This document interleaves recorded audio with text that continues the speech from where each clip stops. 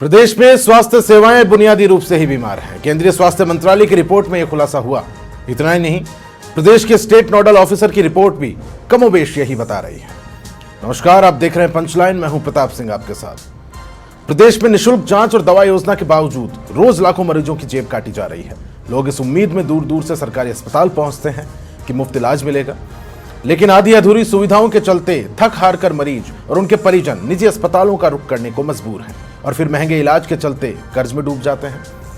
केंद्रीय स्वास्थ्य मंत्रालय की रिपोर्ट में यह खुलासा हुआ कि प्रदेश प्राथमिक स्वास्थ्य केंद्रों, सामुदायिक स्वास्थ्य केंद्रों और जिला अस्पतालों में 50% जांचें भी पूरी नहीं करवा पा रहा। स्टेट नोडल ऑफिसर की रिपोर्ट में भी यही सामने आया कि पीएससी और सीएससी, इसके साथ ही बात करें तो जिला अस्पतालों में 50% से भी कम जांचें हो रही हैं। निःशुल्क दवा योजना का भी कमोबेश यही हाल है। सरकार अस्पताल में आधी से ज्यादा जांचें नहीं हो रही और फार्मेसी पर आधे से ज्यादा दवाइयां नहीं मिल पाती। आखिरकार मरीज के परिजनों को निजी लैब्स और मेडिकल स्टोर का रुख करना पड़ता है और महंगा इलाज लेना मजबूरी हो गया है। हालांकि अब स्वास्थ्य मंत्रालय ने राज्य सरकार को पत्र लिखकर नाराजगी भी प्रकट की है और व्यवस्थाएं दुरुस्त करने के निर्देश दिए हैं। किस प्रकार से अस्पतालों की व्यवस्थाएं इन दिनों बनी हुई है, इसी पर चर्चा करने के लिए आज हम यहाँ पर आए हैं और मेरे साथ कुछ खास मेहमान जुड़े हैं। सबसे पहले तारुफ में उनका करवाऊं। बीजेपी से मेरे साथ अटल खंडेलवाल जी जुड़े हुए हैं, बहुत स्वागत है आपका अटल जी। कांग्रेस से प्रियदर्शी भटनागर मेरे साथ बने हुए हैं, आपका भी बहुत स्वागत। और राजेंद्र राणा जो कि राजस्थान नर्सेज एसोसिएशन के अध्यक्ष हैं, आप तीनों का बहुत स्वागत है। मैं उम्मीद जताता हूँ मेरी आवाज़ आप तक पहुँच पा रही है। सबसे पहले अटल जी, मेरा सवाल आपसे है कि प्रदेश की पीएससी और सीएससी जिला अस्पताल जो हैं उनमें 50% से भी कम जांचें हो पा रही है। आलम यह है कि केंद्र सरकार की ओर से पत्र लिखते हुए नाराजगी प्रकट की। देखिए, ऐसा है प्रताप जी, इस सिचुएशन को जो ये पत्र संयुक्त सचिव द्वारा लिखा गया है ये बिल्कुल सही है, लेकिन ये डेटा के बेस पे लिखा गया है। देखिए, पहले राजस्थान के अंदर ई औषधि पोर्टल होता था, वहां पर जितने भी जो वैक्सीनेशन जांचें होती थी उसका रिपोर्ट, मतलब उसकी रिकॉर्ड, रीजेंट, कौन सा किट यूज किया गया, ये सारी चीजें उस पर डाल दी जाती थी। फिर उसके बाद में अभी जो सिस्टम है उसमें जो है इंफॉर्मेशन हेल्थ मैनेजमेंट सिस्टम है जो सीडेक द्वारा बनाया गया था, उस पे ये सारी रिपोर्ट जा रही है।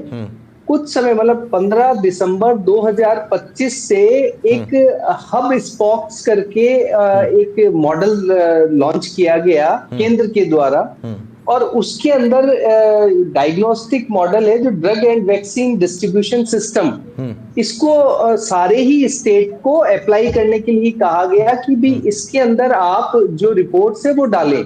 तो अभी तक एपीआई एक इंटीग्रेशन ये था कि भी जो इंफॉर्मेशन हेल्थ मैनेजमेंट सिस्टम है उसका एपीआई के थ्रू इसके साथ इंटीग्रेशन कर देंगे, तो जब हम इस आईएचएमएस सिस्टम में ये जांच वगैरह रिकॉर्ड चलाएंगे तो उसमें ऑटोमेटिकली नहीं। अटल जी, मैं सीधे तौर पर मैं इसको बहुत सहज कर देता हूँ। ये तो आप मानेंगे ना कि खामियां तो हैं, जांचें उतनी नहीं करवा पा रहे हैं हम। आज ही का एग्जांपल अटल जी, आज ही का एग्जांपल मैं दे देता हूं। जयपुर जिला कलेक्टर की ओर से जेके लोन हॉस्पिटल का दौरा किया गया, तमाम अव्यवस्थाएं वहां पर पाई गई हैं, फटकार उन्होंने लगाई है। दवाइयां होने के बावजूद मरीजों को नहीं दी जा रही, स्टाफ की ओर से दुर्व्यवहार के भी आरोप सामने आ रहे हैं। तो ये जिस तरह से सिस्टम काम कर रहा है, कहीं ना कहीं सवाल तो खड़े होंगे।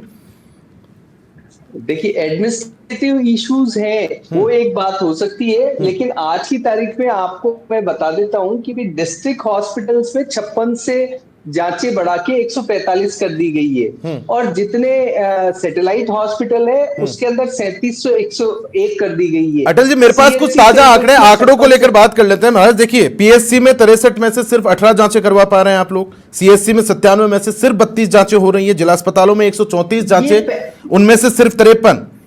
मेरे पास पूरा डेटा है उसको लेकर। कहीं ना कहीं खामियां सुधारने की जरूरत। खैर, मैं फिर से रुक करूंगा आपका। मेरे साथ डेटा की खामी है, जांचों की नहीं है।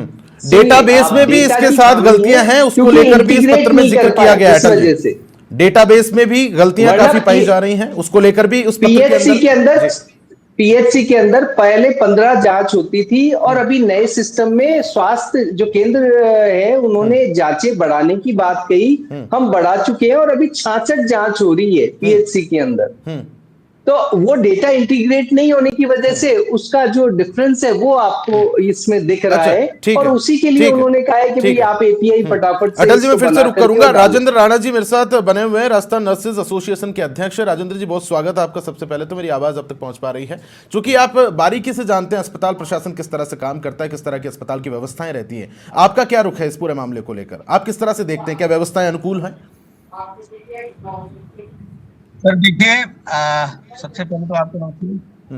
और ये जब बात आ रही है कि कुछ नए सिस्टम हम लोग डेवलप कर रहे हैं उसकी वजह से हो रहा है, जबकि सही बात ये है पिछले दिनों में राजस्थान के अंदर एमओयू हुआ तमाम प्रकार की जांचों के लिए। एक कृष्णा डायग्नोस्टिक सेंटर को ये जांच दी गई पीएससी टू लेकर और डिस्ट्रिक्ट हॉस्पिटल तक। अब उसमें सच्चाई ये है कि वो इतना बड़ा इंफ्रास्ट्रक्चर पूरे राजस्थान का देना, पीएससी लगभग 12,500 के आसपास तो हमारे सब सेंटरों से लेकर के और 1700-1800 हमारे सीएचसी पीएचसी हैं, फिर उसके बाद 300 से ज्यादा हमारी सीएचसी हैं। वहां पर ये सारे सिस्टम को उन्होंने जो टेक ओवर करने का जो काम किया, मगर उनके पास में प्रॉपर जो स्किल्ड स्टाफ नहीं है, उसकी वजह से जांचें वहां हो नहीं पा रही हैं। क्योंकि अब स्पॉक उन्होंने एक सेंटर बनाया, स्पॉक लैब होगा, उसके हाफ लैब होगा, उसके बाद मदर लैब होगा, तो वहां पर स्किल स्टाफ ही नहीं है उनके पास में। तो कुल मिलाकर आप ये मान रहे हैं कि खामियां तो निश्चित रूप से, चाहे वो चिकित्सकों की कमी हो, स्टाफ की कमी हो, टेक्नीशियंस की कमी हो, जिसके चलते ही आप जो परिजन है बाहर जाने को मजबूर है, मरीज बाहर जाने को मजबूर है। ये बड़ा कमीशनबाजी का खेल है, बेकार बन गया ये। आपने हर चीज को, जांचों को, दवाइयों को आपने सभी को जो है निजी कंपनियों को दे दिया। हमने इसका विरोध किया था। अब ग्रामीण क्षेत्रों में स्थिति क्या है? पहले जो डॉक्टर एक सामान्य बीमारी के लिए सीधी दवाई दे देता था, अब हर चीज की जांच करा रहे हैं वो। मैं कह रहा हूँ पीएससी लेवल पर देखिए तो वहां पे विटामिन जैसी जांचों के लिए लिख रहे हैं, वो अनावश्यक रूप से जांचें लिखी जा रही। बिल्कुल, मैं ये बहुत महत्वपूर्ण आपने एंगल उठाया, मैं इस पर आऊंगा, लेकिन उसके पहले कांग्रेस से मेरे साथ प्रियदर्शी भटनागर जी जुड़े हुए हैं। प्रियदर्शी जी, जिस तरह से पूर्व मुख्यमंत्री ने भी सवाल खड़े किए हैं, क्या लगता है आपको, आपका विपक्ष का क्या रुख है, कांग्रेस क्या कुछ कह रही तमाम व्यवस्थाओं को लेकर? असलियत तो ये है, मरीज से ज्यादा राजस्थान की जो हेल्थ सिस्टम है उसको इलाज की आवश्यकता है। और सबसे बड़ी हद हो गई कि भारतीय जनता पार्टी अपनी गलतियों के सुधार को खुले दिल से स्वीकार करने की जगह अभी ये बोल रहे हैं कि ये तो डेटा की खामी है। मतलब ये खुद नरेंद्र मोदी जी की भारतीय जनता पार्टी की जो केंद्रीय सरकार है उसकी रिपोर्ट को ये झूठा बता रहे हैं। ये कह रहे हैं ये डेटा की खामी है, जबकि आप देख लीजिए उन्होंने पूरी रिपोर्ट सार्वजनिक करी है। उन्होंने प्राथमिक स्वास्थ्य केंद्र के साथ साथ में उन्होंने सामुदायिक स्वास्थ्य केंद्र, उप केंद्र, जिला स्तर पर सारे हेडक्वार्टर के ऊपर जितनी जांचें होनी थी, जितनी जांचें ऑन रिकॉर्डेड ये बताते हैं उसमें से कितनी जांचें उन्होंने बिल्कुल डेटा क्लियर करा है, जांच के आधार के ऊपर किया है। उसके ऊपर आप ये बताइए, ये अपनी खुद ना नरेंद्र मोदी जी को जांच के दायरे में ले रहे हैं। उसके अलावा आज आप देख लीजिए सच्चाई ये है, इसके साथ साथ में इस रिपोर्ट के अंदर ये भी है कि बहुत सारी दवाइयां ऐसी हैं जो दवाइयां आ ही नहीं रही हैं। एंटीबायोटिक है, खांसी की दवाई है, गठिया की दवाई है, एंजाइटी की दवाई है। आज मरीज जो महत्वपूर्ण दवाइयां उससे महरूम है। ये दवाई नहीं है, बोल तो देते हैं कि हम 1795 दवाई ला रहे हैं, जबकि आप देख लीजिए उसमें से 382-83 दवाइयां तो आज 2-2.5 साल से ही नहीं। और इस रिपोर्ट में एक चीज और है, 697 डॉक्टर जो 2.25 साल से, जब से ये राजस्थान में भारतीय जनता पार्टी की भ्रष्ट सरकार आई है, ऑन रिकॉर्डेड उनको तैनात बताया गया है कि वो काम पे आ रहे हैं, लेकिन वो 2 साल से और सिर्फ फाइलों में है, मौके पर नहीं। चिकित्सकों की कमी तो प्रियदर्शी जी, चिकित्सकों की कमी तो आपके सरकारों के वक्त भी रही, उसमें भी कोई दो राय वाली बात नहीं है। और जितने डॉक्टर कार्यरत भी थे ज्यादातर वो भी हड़तालों पर ही रहे, उसमें कोई व्यवस्थाओं को लेकर हम बात करें, किस तरह से वो दुरुस्त की जा सकती है, उसको लेकर आपका क्या रुख है? और इस तरह से अस्पताल की जो व्यवस्थाएं हैं उसको लेकर सवाल भी आप पूछ सकते हैं, आप सड़कों पर उतरते नजर नहीं आए। देखिए राजस्थान के अंदर भारतीय जनता पार्टी की सरकार हर मोर्चे पर विफल है और अक्रमणीय है। आपके सामने वो उदाहरण भी आपने देखा होगा कि जब जयपुर एसएमएस के अंदर बरसात के अंदर पूरा कर अस्पताल तालाब बन गया।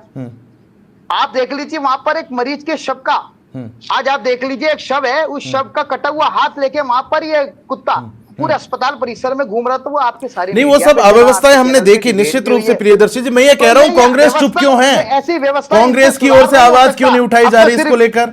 ये सरकार ही बदलनी पड़ेगी। मेरा कहना है कि राजस्थान के अंदर अगर चिकित्सा व्यवस्था को अगर सुचारू करना है तो इनके बस की बात नहीं है। आज आप देख लीजिए, ये सरकार ही बदलेगी तब कुछ हाल सुधरेगा। अच्छा ठीक है, बीजेपी से मेरे साथ मैं फिर से आऊंगा बीजेपी से अटल जी मेरे साथ बने हुए। अटल जी देखिए, हायरार्की में किसी भी स्तर पर कोई खामी हो, सवाल तो फिर सरकार पे उठेंगे, तो उसको किस तरह से आप देखते हो? निश्चित रूप से क्या आपको लगता है सुधार की तो वाकई जरूरत है? क्योंकि रोज जिस तरह से नहीं अटल जी, जिस तरह से निरीक्षण भी उच्च अधिकारियों के द्वारा किए जा रहे हैं, क्या कोई बीच की कड़ी है जो सक्रिय नहीं है? अव्यवस्थाओं को लेकर बात करें। नहीं, देखिए बात ऐसे समझिए, पहली बात तो कि जो भी अगर व्यवस्थाओं की बात आती है तो अच्छी बात है, उससे सुधारात्मक रवैया रहेगा। और हमें और मेहनत करनी पड़ेगी। केवल बात करने से तो काम चलेगा नहीं ना। ऐसे थोड़ी कि भी कोरोना काल में ऑक्सीजन खत्म हो गई, या कोरोना काल में आपने सुना होगा कोटा के आईसीयू के अंदर आंखें कुतर रही थी गहलोत साहब के। तो हम उस पे नहीं, हम ये चाह रहे हैं कि ये जो हब स्पॉक्स जो मॉडल केंद्र लाई है, जिसको विकेंद्रीकरण मॉडल कहते हैं, है ना, उस पे अपन चर्चा करें कि वो अभी तो 15 दिसंबर 2025 को लागू किया कि भाई सारे स्टेट इसको अपनाए इसको, और सारी चीजों को इसके अंदर कई सारे जो फायदे थे कि भाई लागत कम होगी और दक्षता बढ़ेगी, और इसको स्केलेबिलिटी कर सकते हैं क्योंकि स्पोक्स मॉडल होने के कारण इसमें। अच्छा अटल जी, पूर्व मुख्यमंत्री अशोक गहलोत जी के द्वारा मैं उनको कोट करना चाहूंगा जी, नए सिस्टम को ला करके और उसको पूरे राज्य में फैलाना या पूरे देश में फैलाना, ये एक अच्छी बात है। उससे जांच का दायरा भी बढ़ेगा, वैक्सीनेशन का दायरा भी बढ़ेगा। पूर्व मुख्यमंत्री अशोक गहलोत कह रहे हैं कि हमने वर्ल्ड क्लास हेल्थ सिस्टम बनाया था, उसी को फॉलो क्यों उसी को क्यों नहीं फॉलो कर लिया जाता? किसको क्या? World class health system. पूर्व मुख्यमंत्री जो अशोक गहलोत हैं, मैं उनको कोट करना चाह रहा हूं, उनका एक हाल ही बयान सामने आया है कि वर्ल्ड हेल्थ क्लास सिस्टम हमने हेल्थ को लेकर बनाया था, बीजेपी को उसी को फॉलो क्यों नहीं कर लेती? हमारे तो जितने प्रोजेक्ट्स थे, तमाम योजनाएं थी, वो बंद कर दी। ये भी आरोप लग रहे हैं। अच्छा सुनिए प्रताप जी, सुनिए, ये वर्ल्ड हेल्थ क्लास सिस्टम मैं तो समझता नहीं हूं, है ना, ये शब्दों का जाल। अब जैसे ये हब और स्पोक्स मॉडल है, आप इनसे पूछ लीजिए, कांग्रेस के प्रवक्ता से, इनको पूछ लीजिए कि ये होता क्या है। मैं नाम बदल दूंगा अगर ये इसका थोड़ा सा भी ड्राइव बता देंगे तो। आपको यही शब्दों के जाल नहीं, सिंपल सा कि ये सिस्टम क्या कहता है, ठीक है। अच्छा मैं यही बैठा हूं कि ये हब स्पोक्स मॉडल क्या है जिसपे डिबेट चल रही है, और उसी के अंदर कमी है। कुछ जोड़ना चाह रही है प्रियदर्शी जी? हाँ अटल जी, यही आपकी पार्टी की, यही आपकी सरकार की शैली है। जब जवाबदेही आपसे बन जाती है तो आप कांग्रेस के ऊपर प्रशंसित पैदा कर देते हैं। जब आपसे जवाब सुनिए, तो मैं तो बता ही रहा हूं आपको। देखिए 50% मैं मना थोड़ी कर रहा हूं, इसके बारे में किसने कहा है? आप नरेंद्र मोदी जी से पूछिए ना। आप सोचिए ना कि अगर बीजेपी की तो इसीलिए डबल इंजन सरकार है कि यदि कहीं डेटा का गैप भी आता है तो हम छुपाते नहीं है, हम हमारे ही लोगों से सवाल भी पूछते हैं, सुधारने की बात भी कहते हैं। क्या सुधारिए? जनता ने बीजेपी को चुन के राजस्थान में भेजा है, और आप 50% जांचें नहीं करवा रहे। ठीक है, एक एक करके बात कर लेते हैं। इसको ये बहस किसी सिरे तक पहुंचे, इसका कोई फलसफा निकले, कुल मिलाकर बहस इसीलिए ठीक है। मैं एक बार दोनों को ही रोकना चाहूंगा। राजेंद्र जी मेरे साथ जुड़े हुए हैं। अटल जी मैं फिर से लौटूंगा, बिल्कुल अटल जी मैं लौटूंगा। प्रियदर्शी जी एक बार, राजेंद्र जी मेरा आपसे सवाल है, एक एक करके बात कर लेते हैं, जिस बहस के लिए यहाँ पर नहीं है, एक एक करके बात कर लेते हैं। मैं दोनों से रिक्वेस्ट कर रहा हूं, एक बार राजेंद्र जी से मेरा सवाल है। राजेंद्र जी मेरा सवाल आपसे, जिस तरह से आप इशारा कर रहे थे, डॉक्टर्स पर दबाव है। अटल जी एक बार आपको रोकना चाहूंगा। अटल जी रोकना चाहूंगा एक बार, एक एक करके बात कर लेते हैं, मेरा दोनों से निवेदन है, एक बार दोनों की ऑडियो डाउन करो। राजेंद्र जी मेरा आपसे सवाल है, जिस तरह से आप इंगित कर रहे थे उस इशारे की ओर, मैं जहां तक है मैं आ पा रहा हूं, क्या कोई एक बड़ा सिंडिकेट इस तरह का सक्रिय है जो डॉक्टर्स पे भी दबाव है, निजी संस्थानों की निजी लैब्स को भिजवाने के लिए जांचें यहां पर सरकारी अस्पतालों में नहीं हो पा रही? राजेंद्र जी आपने क्या कर लिया? अरे भाई आप जिस बहस पे आ गए, मैं आऊंगा ना, दोनों के पास आऊंगा। राजेंद्र जी से मेरा सवाल है, बिल्कुल। अटल जी एक बार प्लीज प्लीज प्रियदर्शी जी एक बार, एक एक करके बात कर रहे हैं। प्रियदर्शी जी एक एक करके बात कर रहे हैं। तुम्हें बता रहा हूं, समझ डिबेट का मतलब क्या निकलेगा? डिबेट का मतलब क्या निकलेगा? नहीं, मैं आप लोगों से पूछ रहा हूं, क्या डिबेट का मतलब निकलेगा? ठीक बात है, एक एक करके बात कर लेते हैं, एक एक करके बात कर लेते हैं। अटल जी, राजेंद्र जी, मेरा आपसे सवाल है, मेरा सवाल आप तक पहुंचा होगा, मैं आपकी प्रतिक्रिया चाहता हूं। सिस्टम को पढ़ के आते कि ई पोर्टल क्या था, IHMS क्या था, और अब ये क्या है। एक एक करके बात कर लेते हैं। अटल जी, मेरा निवेदन है आपसे, अटल जी मेरा निवेदन है आपसे। प्रियदर्शी जी, मैं आऊंगा आपके पास, मेरा सवाल राजेंद्र जी से, सवाल के बीच में नहीं, सवाल के बीच में नहीं, प्रियदर्शी जी सवाल के बीच में नहीं, समझिए प्रियदर्शी जी, सवाल के बीच में नहीं, समझिए। एक बार दोनों से रिक्वेस्ट है, दोनों से रिक्वेस्ट है, एक एक करके बात कर लेते हैं। 50% राजेंद्र जी, मेरा आपसे सीधा सवाल है, क्या कोई सिंडिकेट सक्रिय है जिसके चलते डॉक्टर्स बाहर की जांचें लिखने को मजबूर हैं, परिजन बाहर जाने को मजबूर हैं, मरीज बाहर जाने को मजबूर हैं? राजेंद्र जी, आप अपना जवाब दीजिए। समझ आएगी। स्वीकार कीजिए। राजेंद्र जी, आपसे मेरा सवाल। आपकी सरकार फेलियर है। अरे भाई, यही तो बात है, आपके ये शब्द है ना, ये रटे रटाए शब्द। अरे अटल जी, एक बात बताइए, अटल जी मेरा सवाल आपसे, ठीक है, मैं राजेंद्र जी के फिर से रुक करूंगा। अटल जी मेरा सवाल लीजिए आप, अटल जी मेरा सवाल लीजिए, अटल जी मेरा सवाल लीजिए आप। कितना आंकड़ा है जांचों का और कितनी आप लोग करवा पा रहे हैं? अभी की यथास्थिति क्या है? अटल जी मेरा आपसे सवाल। प्रश्न चिन्ह क्या हद होगी? उन्होंने कहा कि डेटा नहीं है, इसमें क्या है, ये तो पूछा है कि आप इस सिस्टम को लागू, क्या आप लोगों तक मेरी आवाज नहीं पहुंच पा रही? क्या तो हम कह रहे हैं लागू कर रहे हैं। नहीं आती होती जा रही है इस चीज की? आप लोगों तक मेरी आवाज नहीं पहुंच पा रही क्या? मैं दोनों से ही कह रहा हूं, आप लोगों तक मेरी आवाज नहीं पहुंच पा रही क्या? बंद कर। प्रियदर्शी जी, आप मुझे सुन पा रहे हैं? प्रियदर्शी जी, क्या आप मुझे सुन पा रहे हैं? एक एक करके सवाल कर रहा हूं। नहीं, डिबेट का कोई मतलब नहीं निकलेगा ना, डिबेट का कोई मतलब नहीं निकलेगा ना। अटल जी, मेरा आपसे सवाल है, कितनी जांचें प्रिस्क्राइब की हुई है, कितनी निर्धारित संख्या है और कितनी इस वक्त करवा पा रहे हैं आप लोग? मेरा सीधा सटीक सवाल आपसे। मैं अभी बिल्कुल सटीक बता रहा हूं कि पहले ये 56 होती थी, अभी 145 जांचें डिस्ट्रिक्ट हॉस्पिटल में हो रही है। जो CHC है उस पे 56 जांचें होती थी। प्रियदर्शी जी, एक एक करके मैं आऊंगा आपके पास, मैंने आपको जोड़ा है ना डिबेट में, इसीलिए आपकी बात सुनी जाए, मैं बिल्कुल आपके पास आऊंगा। उनका जवाब तो लेने दीजिए। ऐसे नहीं होगा ना, उनका जवाब तो लेने दीजिए, उनका जवाब ले लूं एक बार, फिर आपके पास आऊंगा। प्रियदर्शी जी, मैं आपके पास आऊंगा, उनका जवाब ले लूं। PHC के अंदर कितनी जांच होती थी पहले? बताइए, आप बताइए, PHC में कितनी जांच होती थी और अब कितनी हो रही है? 134 जांच होती थी बताओ, और आपने PHC में दिमाग खराब है आपका। आपको मैं बता देता हूं, अरे PHC के अंदर कितनी जांच है, आप बताओ ना। नहीं, वो प्राथमिक स्वास्थ्य केंद्र की बात कर रहे हैं प्रियदर्शी जी। 97 जांचें होती थी आपके द्वारा, अभी 37 जांचें नहीं करवाई जा रही है। और आप DSC प्रियदर्शी जी, मैं आपको बताऊं, आप जो 97 का आंकड़ा बता रहे हैं ना, प्रियदर्शी जी, आप जो 97 का आंकड़ा बता रहे हैं वो CHC का है। नहीं, इसमें कहीं ना कहीं कंफ्यूजन है प्रियदर्शी जी। 97 जो आप आंकड़ा दे रहे हैं वो CHC का आंकड़ा है, PHC का आंकड़ा 63 टेस्ट है। लिखो आप, सैटेलाइट हॉस्पिटल में 37 जांचें होती थी, अभी 101 जांच है। लिखो आप बताइए अटल जी, आप बताइए, अटल जी आप बताइए। प्रियदर्शी जी, एक एक करके बात कर लेते हैं प्लीज, बहुत ज्यादा हो रहा है जी। अटल जी, एक एक करके बताइए। मैं आपके पास अटल जी, कितनी जांचें इस वक्त राज्य सरकार करवा पा रही है निर्धारित संख्या के हिसाब से, अगर तुलनात्मक आंकड़ा हम करते हैं? 14 जांच करवाए, स्टाफ कितना होता है PHC के अंदर? अरे आप मुझसे पूछ PHC रहे के अंदर जवाब दें तो स्टाफ आपको कितना देनी होता है। है? आप अरे मेरी छोड़ो, आप ही डेटा लेके बैठे हो, तो बताओ कितना स्टाफ होता है PHC के अंदर? स्वास्थ्य केंद्र कितनी जांचें? मैं आपको बता रहा हूँ, प्राथमिक स्वास्थ्य केंद्रों पे 63 जांचें होती थी, जिसमें से आपकी सरकार मात्र 14 जांचें होती थी।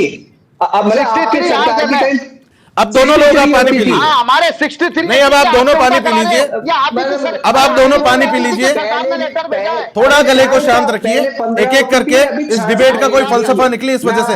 मेरा राजेंद्र जी से सवाल है, मैं आप दोनों को ही रोकना चाह रहा हूं एक बार। प्रियदर्शी जी, मेरा राजेंद्र जी से सवाल है और मुझे सवाल लेने दीजिए। मैं अपना सवाल लेने जा रहा हूं, मुझे अपना सवाल लेने दीजिए। अटल जी, मैं लौटूंगा आपके पास। राजेंद्र जी, मेरी आवाज आप तक पहुंच पा रही है? लेटर आया है संयुक्त सचिव का, राजेंद्र जी, प्रियदर्शी जी, प्रियदर्शी जी, आप सुन पा रहे हैं? राजेंद्र जी से मैं सवाल कर रहा हूं, मैं सवाल नहीं करूं? नया सिस्टम नहीं, क्या मैं सवाल नहीं करूं? क्या मैं सवाल नहीं करूं? आप लोग तो काम चल रहा है, दर्शकों तक क्या पहुंच रहा है? क्या मैसेज पहुंच रहा है दर्शकों तक? इस तरह से बहस होगी, इस तरह से डिबेट होगी? आप क्या करा रहे हो, आप बता दो अटल जी। आप लोग जिम्मेदार लोग हैं अपनी अपनी पार्टियों के, आप लोग जिम्मेदार लोग हैं, अनुभव रखते हैं। ये डिबेट कहीं तक पहुंचे? अटल जी, आप मेरी बात सुनिए। अटल जी, आप मेरी बात सुनिए। ठीक है, कोई बात नहीं। ये तो आपके राजेंद्र जी काफी देर से बने हुए हैं, उनसे सवाल नहीं ले पा रहा हूं इस वजह से। राजेंद्र जी काफी देर से मेरे साथ बने हुए हैं। मेरी बात सुनिए, मेरी बात सुनिए। दोनों एक बार के लिए खामोश हो जाइए। राजेंद्र जी, मेरा सवाल लीजिए आप। क्या कोई सिंडिकेट है? क्या कोई सिंडिकेट देख पा रहे हैं आप? राजेंद्र जी, मेरा सवाल आपसे। वो हमारे आदर्श है, हम क्यों नहीं लगाएंगे?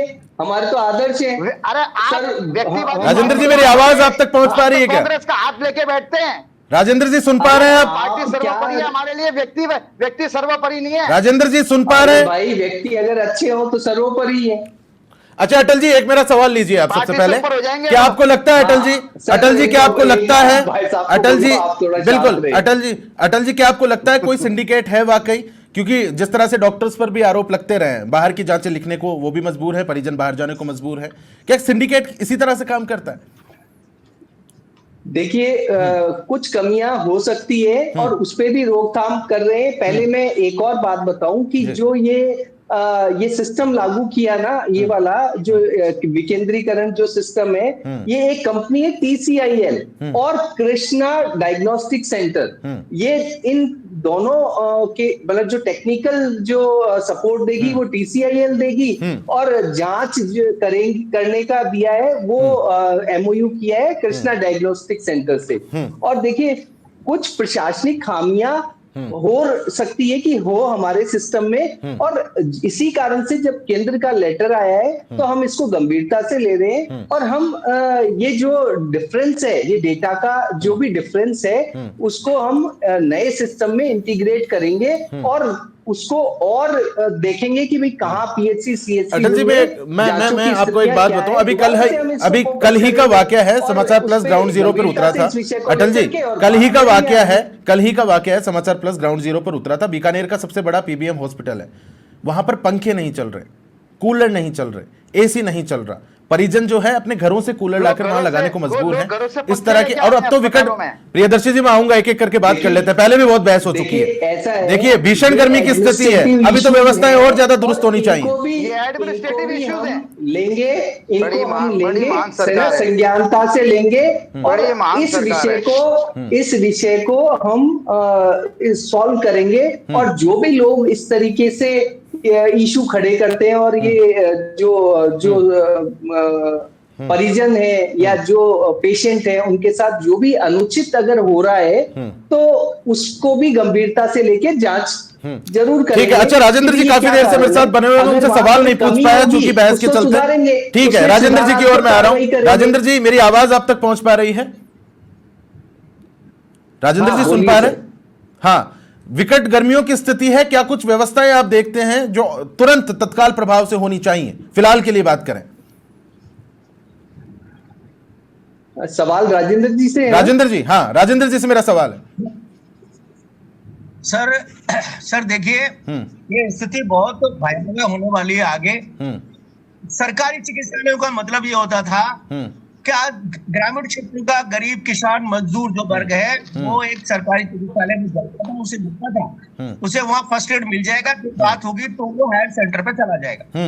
मगर आज हालात जब से ये हवा को सिस्टम के तहत MOU जो किया है कृष्णा डायग्नोस्टिक को, अब आप देखेंगे कि गांव में हॉस्पिटलों के बाहर आप छोटी दवाओं की दुकानें तो देखते ही थे, मगर अब जगह जगह एक बड़ी आने वाली है तमाम ये जो लेबोरेटरी सेंटरों की, क्योंकि आप बड़े शहरों से तक सरकारी चिकित्सालयों के अंदर जो भी दवाइयां हैं या जो इन्वेस्टिगेशन है वो पूरे कभी नहीं होते। वो कभी ना कभी कोई ना कोई मशीन, कभी कोई एनालाइजर खराब ही रहता है। अल्टीमेटली उसको बाहर जाकर इलाज कराना है, तभी डॉक्टर उसको दवाई देगा। ये निजीकरण हो रहा है और इस ग्रामीण क्षेत्रों का नहीं, ये तो एक एंगल है जो आप पहले भी उठा रहे थे। इससे इतर में बात करो, इससे इतर बात करो। अभी की व्यवस्थाएं क्या देखते हैं आप? अभी क्या कुछ तत्काल व्यवस्थाएं होनी चाहिए? राजेंद्र जी, अभी क्या कुछ तत्काल व्यवस्थाएं, जिस तरह से हीट स्ट्रोक का खतरा बढ़ रहा है, लू किसी को लग जाती है, तो तत्काल जो व्यवस्थाएं होनी चाहिए भीषण गर्मी को देखते हुए, वो किस तरह की व्यवस्थाएं होनी चाहिए और फिलहाल की क्या स्थिति बनी हुई है?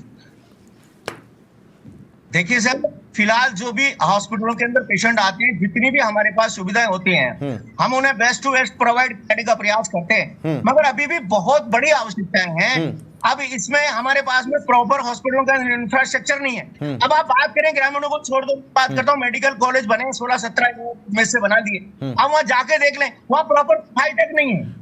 इन तमाम अव्यवस्थाओं को लेकर चूंकि आप इनके हक की बात उठाते हैं, सरकार को क्या आपने अवगत कराया? कोई पत्र लिखा आपने? आपके माध्यम से कोई ज्ञापन दिया गया? जो है बेस बनाना पड़ेगा, तभी हम सुविधाओं को बेहतर बना सकते, इनकी जिनका व्यापक अभाव है। चलिए ठीक है, मैं क्लोजिंग स्टेटमेंट की ओर आ रहा हूं। आखिरी प्रतिक्रिया अटल जी आपकी इस पत्र के हवाले से भी।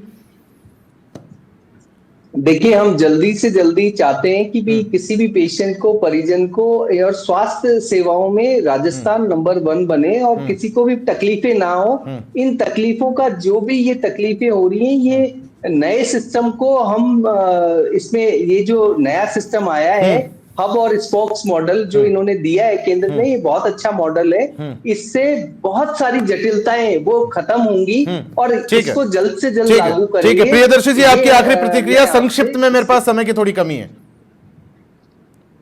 प्रियदर्शी जी, आपका क्लोजिंग स्टेटमेंट जी संक्षिप्त में। राजस्थान के चिकित्सा विभाग जो है वो कमीशनबाजी की भेंट चढ़ गया है। भारतीय जनता पार्टी भ्रष्टाचार से पूरी लिप्त है। उसका उदाहरण आप देख लीजिए कि अस्पतालों के अंदर ना तो दवाइयां हैं, जांचें बंद हैं। आज मरीजों की ये स्थिति है कि वो घर से पंखे लेकर आ रहे हैं और इसके ऊपर भारतीय जनता पार्टी कहती है ये तो एडमिनिस्ट्रेटिव प्रॉब्लम है। मतलब ये इसके द्वारा मुझे लगता है इसको लेकर सड़कों पर भी आपको उतरना चाहिए और सरकार से सवाल करने चाहिए। खैर, फिलहाल के लिए इस डिबेट में आप सभी का जुड़ने के लिए बहुत बहुत शुक्रिया। बहुत बहुत शुक्रिया आप सभी का। फिलहाल के लिए इस खास चर्चा में इतना ही। देखते रहिए पंचलाइन। नमस्कार।